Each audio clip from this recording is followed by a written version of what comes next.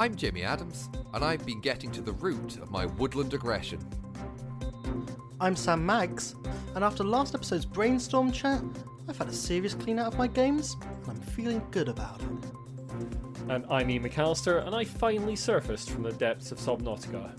And this is Brainwaves, bringing you the best in board game and tabletop gaming news.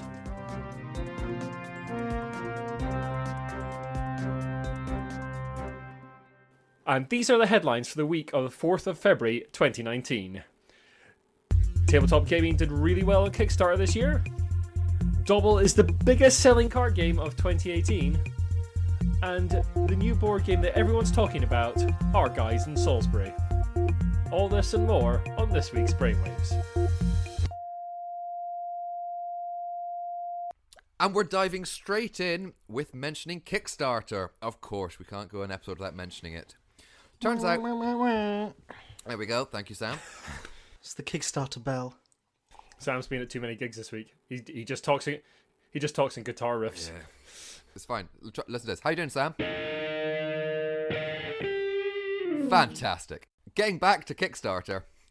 Tabletop gaming category on Kickstarter was at an all-time high last year of over $200 million.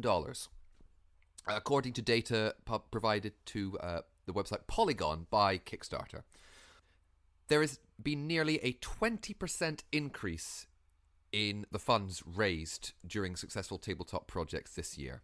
$27.23 million, 19.8% increase compared to 2017. Whereas the video game category, however, has been doing slightly less well.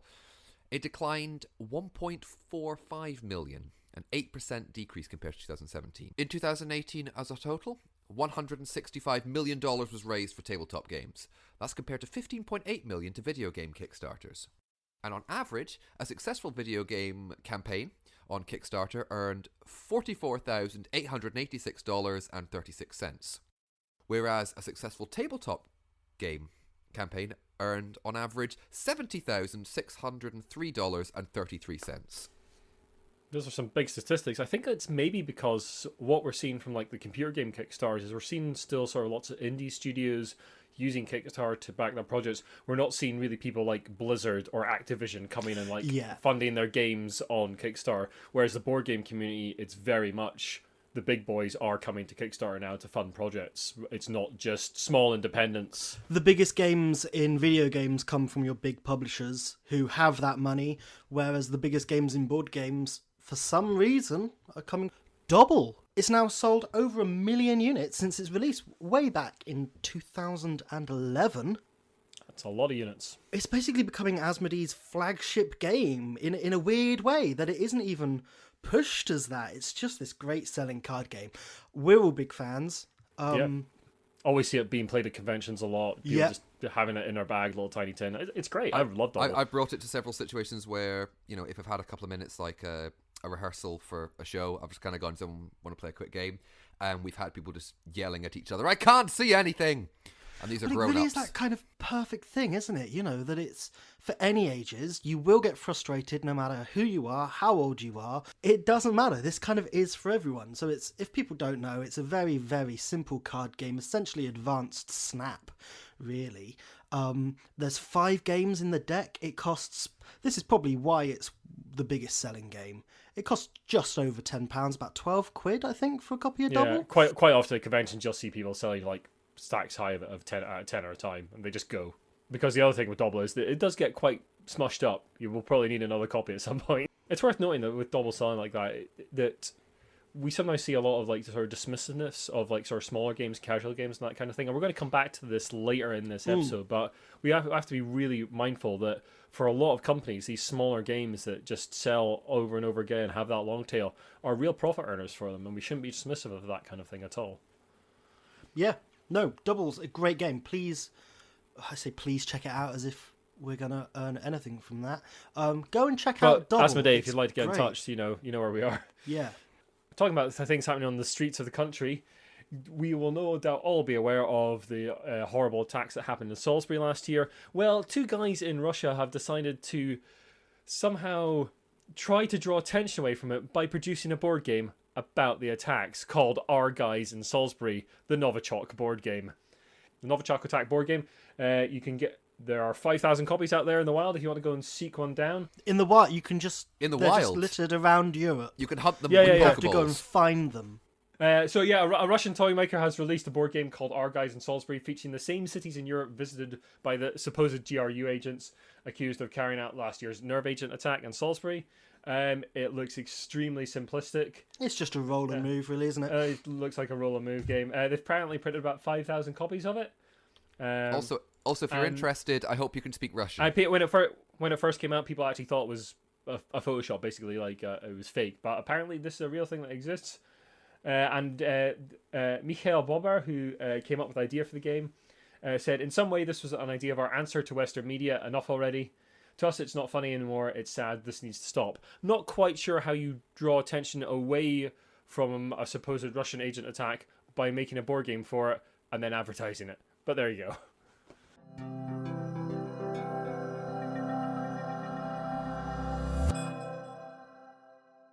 If you've been listening to Brainwaves for a long time, first of all, hello there. Thank you for listening. But way back in one of our very first episodes, I believe it was actually the first episode we put out, we had a little sketch about the game Fog of Love. Thank you. Please. No, thank you. Welcome to the show. Thank you. Please. Thank you. Good morning, and as ever, a big welcome to the Kero Mijao Show. Oh yeah, I forgot we'd done that. Yes, thank you, Ian. It's a game that me and Sam love a great deal. It was probably my game of last year. Put that out there. And now there's been a great new announcement that there's going to be a sequel game. Fog of Love, Midlife Crisis. And the tagline, 1 couple, 1 crisis, 4 players. All we've got right now is a bit of placeholder artwork. Thanks to the sleuths at Shut Up and Sit Down, we've found a bit more information about what the game may be. Similar to the first game in Fog of Love, 2 players will represent each side of a couple. However, 2 additional players will each represent the unexplored aspect of each of these people. So you'll be playing as yourself, but next to you will be the unexplored part of yourself. And how's that going to happen in middle age and midlife crisis? No word yet on when it's going to be released. However, the prototype will be playable at Fastava 2019, which I believe is the Danish board gaming convention and for developers, and is very cool. And that's in April this year. That is in April, thank you, Sam. Also, there is hints of a third game in the series about the relationships of people at the very end of their lives. That sounds lovely. I think this is really interesting. Coming back to, like, last year we were talking about the Billy Kerr game. Yes. And things like that, where it's a lot more kind of serious themes through interactive. You know, a few years back, video gaming had That Dragon Cancer, which was a storytelling, interactive experience more than a game. And I think we're getting that now in physical games, you know, and I think that's a really interesting thing that's happening. And if Fog of Love does turn into a trilogy of games, that's really interesting, and I think that could be really cool. And I'd like to see more of that kind of thing come from the industry as well. More Tackling more interesting, sort of more mature themes. And going in a different direction with gaming, more than just gaming for fun's sake. You know, actually exploring themes and talking about things that in new, interesting ways. Talking about new, interesting things, Roland Wrights. I don't know if that's anything you guys have ever heard of. He's a great designer. He is. He's been very he's done prolific, another at least. one, apparently. Has he? Yeah, he's now working for Days of Wonder. Yeah. No, Gets about the place. obviously we jest, because that could genuinely confuse people. Who knows? This is a board gaming genre. Roll and write. Essentially Yahtzee, really. Roll some dice, or draw some cards, look at the results, jot something down on a piece of paper, tick something off a score sheet. It's very popular recently with games like Railroad Inc., Welcome to, kind of taking the industry by storm for whatever reason. listen to our Idle Thoughts sister podcast if you want to know our thoughts on those kind of things. But Days of Wonder, one of my favourite companies, are jumping on that bandwagon with Corinth, a roll and write set in ancient Greece, 4th century BC. It sees people rolling dice and jotting down on their pads to require resources and deliver goods to and from the market. It looks kind of typical of this kind of thing in a way. I don't know. When you say typical, what do you mean? It doesn't look like it's doing anything much new, to be honest. It looks very nice. It being a Days of Wonder game, artwork's lovely. I'm sure component quality is going to be great. But yeah, if it's cheap enough, essentially we are looking at a pack of D6 and a load of paper. So, hey, that could be a low cost. Low barrier to entry. I'll potentially buy it and give it a go. It says 20 to 30 minutes, 2 to 4 players. Yeah, I haven't played any of these yet. I am quite intrigued though. Just today there was a game announced called Era Medieval Age, which is Matt Leacock's new game, and it is being described as a roll and build game. Yeah. And you're rolling dice to generate resources, and then building a little sort of city on a board, a little sort of peg board, and it looks really lovely. I'm quite intrigued by that idea, especially if it's a sort of short plane kind of civ builder. I'd definitely be up for that. One of my annoyances with something like Welcome To was that there wasn't much play interaction. Something I've spoken to you guys just separately about, and I'll chat more about in Idle Thoughts. Corinth seems to be doing something a little bit different there. So when you roll the dice, each player in an order gets to choose one or some of those dice from the pool to then remove, so other players can't take those choices. So there is a bit of a gotcha element to it, which is obviously opening up the player interaction and a bit more strategic there. We'll see where it goes, really. I'd be looking at getting this purely because it's Days of Wonder, and hey, I like their games and like giving them a go. Yeah, we'll see. Just to say, Corinth is coming to us via the brain of Sébastien Pochon, who is better known to some people as the designer of a game called Jaipur. It's a 2-player game which I know Sam very much enjoys. And also he's one of the co-designers on Jamaica, which is a pirate racing game which is possibly my favourite game. And this is seen as a bit of a reworking of one of his previous projects called, I'm going to hopefully pronounce this right, Ispahan. And should be coming in March for those of us in Europe. So, not too long. And happening right now is the launch of Tabletop Scotland 2019 Tickets. That is happening through in Perth. We will be there. I will be there running the playtest zone. I'm pretty sure Sam and Jamie will be there just playing games and making nuisances of themselves. I'm going to be doing the best I can this time. Yeah, you should be coming along. It's going to be doubling in size pretty much in terms of like the sort of play space and trader space. They've got a lot of traders on board already, and it was really, really good fun last year. Really well run con, and we're really looking forward to going back and hope to see some of you there. Check out their site. Links in the show notes. Well, guys, you know that I've been having a great time under the waves of Subnautica over the Christmas period. I've just finished that game off, and it's absolutely fantastic. I'll be talking about that more in the Idle Thoughts podcast that is coming out very, very soon. But I will thankfully be going back under the sea in a board game way because there's a new Captain Sonar expansion coming out, which might mean that my Captain Sonar does not go the way of sales and getting cleared out. I was going to sell it, but with a new campaign coming, I might actually retain it. So this is going to be a new sort of legacy-style campaign by the sounds of it. In search of rare minerals, the crews are going to dive to never-before-seen depths where the laws of physics reach their limits. In Operation Dragon campaign mode, teams can play 7 consecutive missions on ever-new nautical charts, using expert characters with abilities exclusive to them to make it through this adventure. Also comes with a custom-packed toolbox that contains 4 new modules for the submarine, new options to vary your gaming experience, such as Armada mode, don't know what that means, new second stations and new mechanic stations. All sounds good, just sort of additions to Captain Sonar. If you don't know what Captain Sonar is, it's basically battleships on steroids. Effectively, it's just 2 crews, each crew in a submarine. There's like a captain, there's a sonar operator, there's a mechanic, and something else I forget. It's one of the podcast's favourite games. Yeah, yes. And you're sort of shouting instructions across each other, but trying to listen to the other team and trying to pilot a submarine without hitting rocks or ice or various other things. Great fun, and it all happens in real time. Yes. I'd love to find the time to do this. Yep. This sounds so good. Like, what's worth Captain saying Sonar is, genuinely has been some of my favourite gaming experiences. Yeah, I might actually keep mine. I do feel it needs 8 players to be full yeah. Captain Yeah, Sonar. for We've everyone- tried it with 6 and it hasn't been the same. for listeners, that's the big barrier that stopped Iain and me from playing it a lot more, is that you can play really the game needs with 8 you can players. play the game with 2 to 6 or 7, which are fine, but the kind of wants optimum 8. way to play is 8, because the submarine needs a team of 4 to operate it. It always feels like it's lacking with less than 8 people. Yeah, and this kind of thing just sounds like exactly what it needs, really, isn't it? Like, it's good on its own and it's fun to do that, but if you added a story element to that and then like started having a proper ongoing story rivalry between the two teams, this absolutely. would make for one of the best games ever. I don't know if a legacy effect, but I think it is what will happen is during the campaign, the effects of one match will affect what happens to the next match, not so much tearing up submarines or character boards or something like that.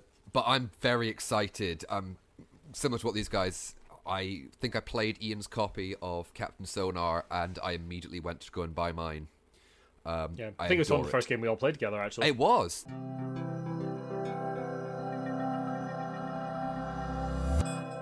But also, Iain, something that is also new on Board Game Geek, isn't there a guild for the giant brain and brainwaves? We've got a new guild on BGG. I'll be linking that in the show notes. I'll be putting it up on my Twitter and Facebook feed as well. Go there, join in with conversations on there. We'll be posting up when the podcast goes out, discussions about the brainstorm topics, all sorts of stuff. We really want you guys to get involved. So yeah, please come along, join in the guild, and we'll see you on there. A couple of weeks ago, I put up an article about growth in the hobby, and this was sort of in response to a lot of concerns I was seeing amongst the critical community about the number of games coming out, the quality of games, and just sort of what I thought was a bit of hand-wringing amongst the critical community of like maybe games aren't as good as they used to be.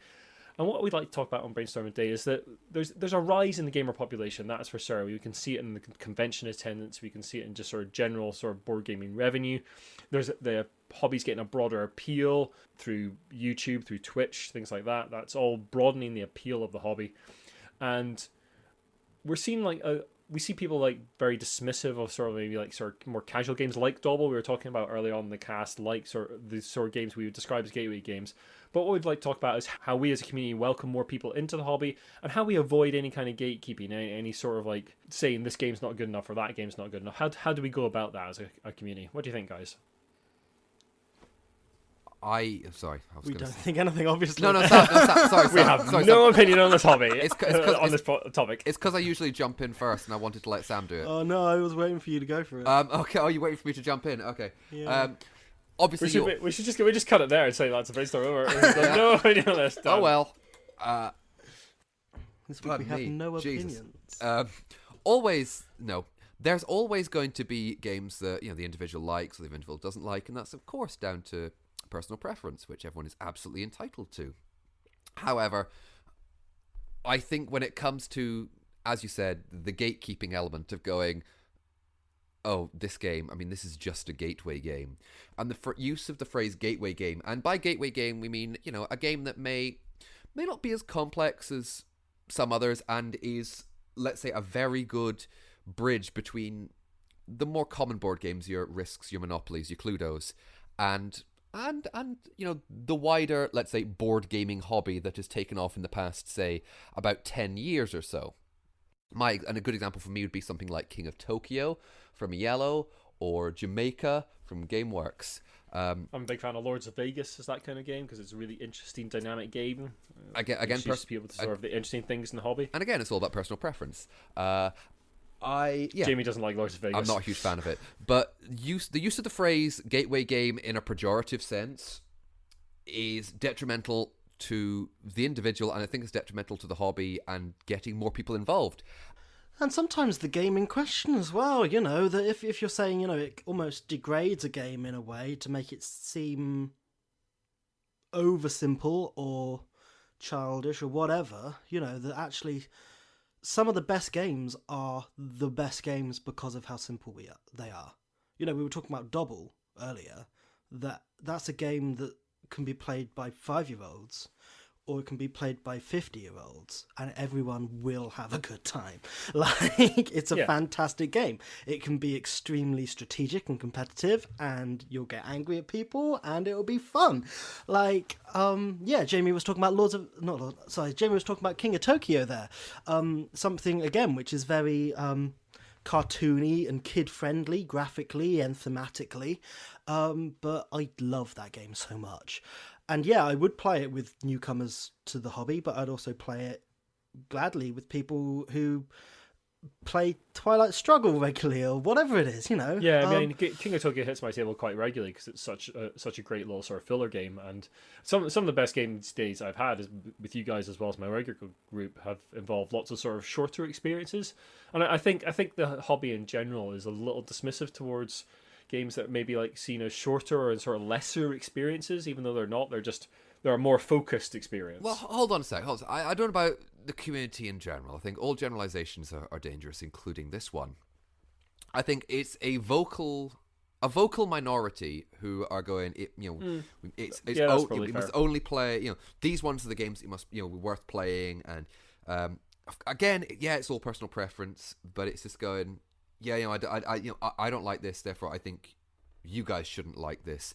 And that's just down to people just being people. Now, just before the recording started, I had a little rant at both these guys. I'm basically going, please don't tell me what I should think a gateway game is or what I think an appropriate game is. It's down to me what I believe an appropriate game is for the time of day, the individual/individuals that I'm playing with, and the circumstances surrounding all of that. If I think that King of Tokyo is a good game to start and might be interesting to get them into the hobby, and they like monsters, fantastic. If they don't like monsters, I might go to something like Jamaica. If they don't like that, I might have Rhino here or something like that. We've all got ideas of what is a good game to get people interested in the community, and I realise it's turning into another rant about gatekeeping, and I'm going to stop. People who are very, very vocal about this kind of thing, people who sort of are a little reluctant to see the widening of the hobby, to see a more diverse population in the hobby, I think they are always going to be buying games. You're not going to turn them away. They board gaming or computer gaming or whatever is their thing, and they are going to keep doing it. They're going to keep buying stuff. You're not going to turn them away from the hobby by saying, "Well, that's fine. You've got your stuff, but how about these people?" You're not going to alienate them at all. They'll get angry and they'll get louder, but yeah, you're not going to alienate them. And when you start going, we should start banning people who think about this and think like this, and only talk about, we should only be playing these kind of games. We're basically doing what they're doing, and is gatekeeping, going, we don't want you guys here. And we want to welcome everyone. Like, the hobby is about bringing people around the table to play games together, and we just need to be careful as more experienced gamers, and as people who are like involved in the community and a voice for the community. We all need to be careful about what we say on social media and how we come across. And I've seen it a bit recently where people are like really concerned about people maybe not playing a game multiple times, that kind of thing. Like the hobby is getting more temporary, like game that the people are like buying games and only playing them a couple of times and then maybe selling them on, and that being a worrying thing. But that's just how those people interact with games. There's certainly games in my collection that I've maybe only played a couple of times and they're getting sold on because I've only ever played them a couple of times. That's fine. I think the important thing we would like to stress, especially if you are listening to this for the first time, and you're interested about board games in a wider sense, is that the community as a whole. I can't speak for these boys, but my experience of the community as a whole is overall very positive. Mine too. People have oh been no, very, I hate people. I mean, that's So- that. We keep Sam around as the I'm exactly the kind of person we're counterpoint. talking about. Yeah, No. we keep him around as the counterpoint to many of our arguments. Many people are very Yeah, Sam's welcoming. just a tech guy, really. Yeah, people are very welcoming. People are always happy to share ideas and new games and some fantastic experiences of playing games with people that we don't know. But of course, like everything every kind of, what's the word I'm looking for? Every hobby, there is going to be people who maybe like it in a certain way and have issues with a growing popularity. That's fine. Yeah. I'm not going to stigmatize them. I'm just going to say it's everyone's hobby. If they want to join in, please don't act like you're the keepers of the flame. And even as Iain said, we're experienced gamers. By that we just mean we've got some in our collection. We've played a lot in a concentrated time over a short space of time. Sometimes it's good to pull our heads out the sand and have someone go, here's a reality check. This is what the community is, in a more objective stance. But we were new to this once too. Yeah, absolutely.